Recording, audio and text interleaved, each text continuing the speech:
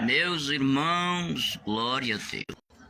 Estamos aqui com Amós capítulo 5. Nós vamos mais uma vez trazer a palavra de Deus, aonde diz aqui no versículo 1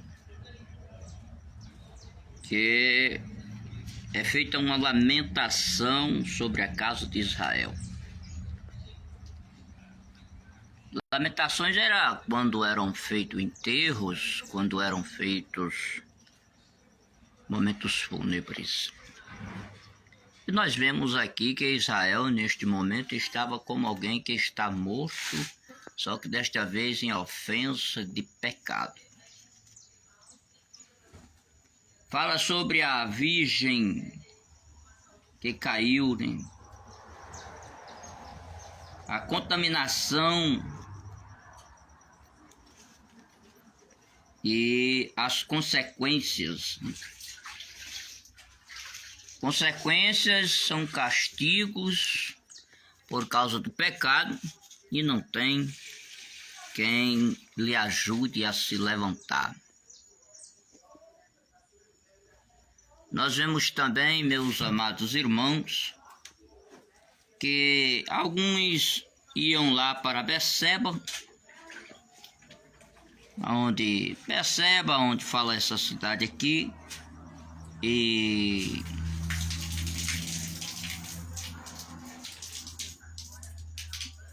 foi um santuário, né, no tempo de Jacó, no sul de Judá.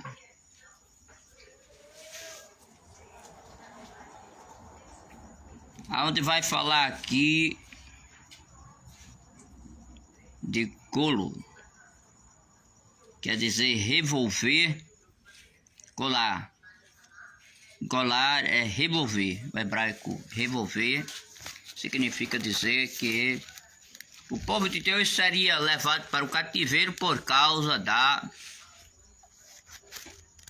sua idolatria, por causa da corrupção religiosa, da depravação,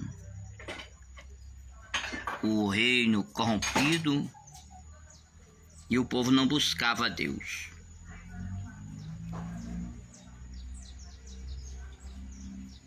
Havia aí Gilgal, Betel,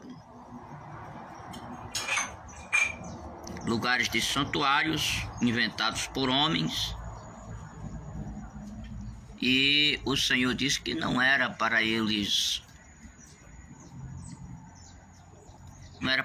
estarem buscando nos santuários, mas buscar a Deus aonde estivessem, adorar a Deus em espírito e em verdade.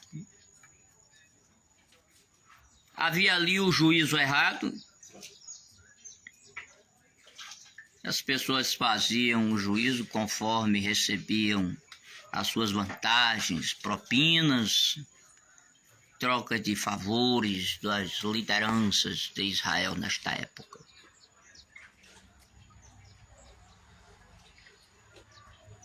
E aqui fala no versículo 8 e 9 do poder criador de Deus, mostrando que os deuses que eles adoravam, as coisas que eles faziam, os deuses pagãos, eles não resolviam nada, nem criaram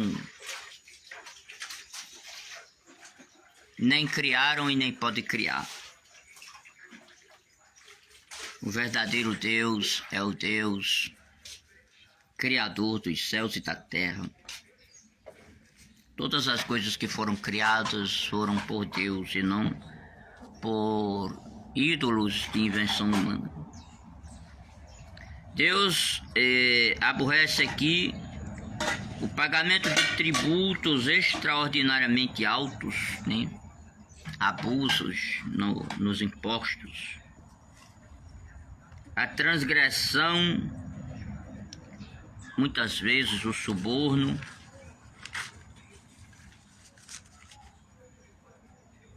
e o Senhor Deus, ele diz: agora vai chegar o tempo mau para aqueles que estão envolvidos nestas coisas.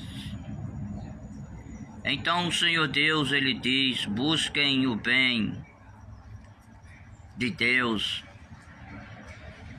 para que ele venha se compadecer do restante de Jacó, ou melhor, do restante de José. Ou seja, os remanescentes poderiam agora serem alcançados pela misericórdia de Deus. Nós vamos ver aqui dos versículos 16 ao 18, alguns ais, né? 2 vezes. Ai do lavrador e ai dos que pedem o dia do Senhor. O lavrador é o agricultor que sem chuva ele não conseguiria obter o produto da terra. Ai dos que pedem o dia do Senhor, porque se Deus for fazer juízo, todo Israel seria agora punido pelo Senhor. Deus olhou assim e diz, eu não me agrado dos seus festejos, porque os seus cultos, as suas festas, que eu mesmo determinei, estão feitas de maneira errada, né? Com pães que têm fermento, com animais que não eram adequados para o sacrifício. E o que Deus queria não era somente que dessem as boas ofertas corretas, determinadas na lei de Moisés, mas que fizesse justiça, né? Pois que enquanto eles não faziam justiça, seriam levados cativos por causa da idolatria, para as mãos do inimigo. Assim, meus amados irmãos, nós percebemos que hoje há muita injustiça, excessivas taxas de impostos. Agora mesmo eu cheguei do mercado e estava vendo o preço do café, que outro dia era R$17, agora está R$34,80. Dobrou. Agora pergunta, o nosso salário dobrou? Quem tem o seu salário? O aposentado que ganhava 1.412 foi para 1.500 e um pouquinho. Menos de cerca de R$100 de aumento. Mas a mercadoria subiu 4 ou 5 vezes. Também nós estamos patrocinando guerras no exterior, né? Estamos patrocinando nações que não são nossas. A metade da Venezuela está dentro do Brasil. A metade do mundo, de outros países, pessoas que não têm... A África está dentro do Brasil, né? E essa é a política de Lula, né? Que resolveu pegar o Brasil e dividir com o resto do mundo e deixar os brasileiros com fome, sem serem atendidos. O Brasil gasta bilhões com nações que nada produzem, principalmente uma quantidade enorme dessas nações mais pobres que imigram para o Brasil, vêm aí para se dar bem aqui, e tem leis que, através de acordos políticos, acordos que são econômicos, prejudicam o Brasil. O Brasil tem, como diz no popular, o rabo preso a muitos políticos internacionais. O Brasil não tem voz altiva na ONU. O Brasil não tem voz altiva econômica. O Brasil está remando contra a maré. Por que nós não compramos a gasolina da Venezuela, que é barata, para poder nos dar lucro? Porque o Brasil tem o rabo preso aos Estados Unidos. E os Estados Unidos ameaçam o Brasil sobre os seus acordos, dizendo que se comprar a gasolina da Venezuela, sai dos acordos econômicos. O Brasil é um país sem autoridade. Tem autoridade para o bêbado, o coitado aí jogado na rua aí, chega alguém e mete a porrada nele, bota na cadeia, dá surra, quebra costela. Mas um país de autoridades que não tem autoridades internacionais. Onde é que está aí a nossa liberdade econômica?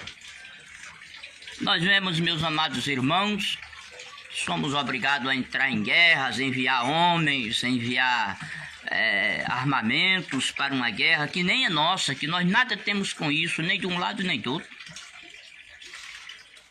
Precisamos orar a Deus para termos a nossa vida espiritual com Deus, nossa comunhão, e também termos, meus queridos irmãos, autoridades com competência de não estar dependendo de tudo nos outros países.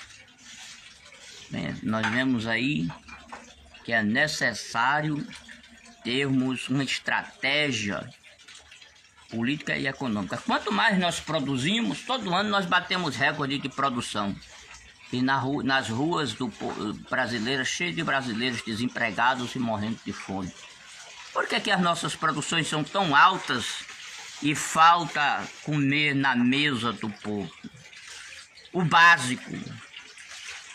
Aquele presidente que defendeu que o brasileiro devia comer uma picanha, um filé mignon, hoje nós só come ovo no dia que a gente tem. Tem dia que tem, a maioria não tem nem ovo para comer. Está no meio da rua pedindo esmola.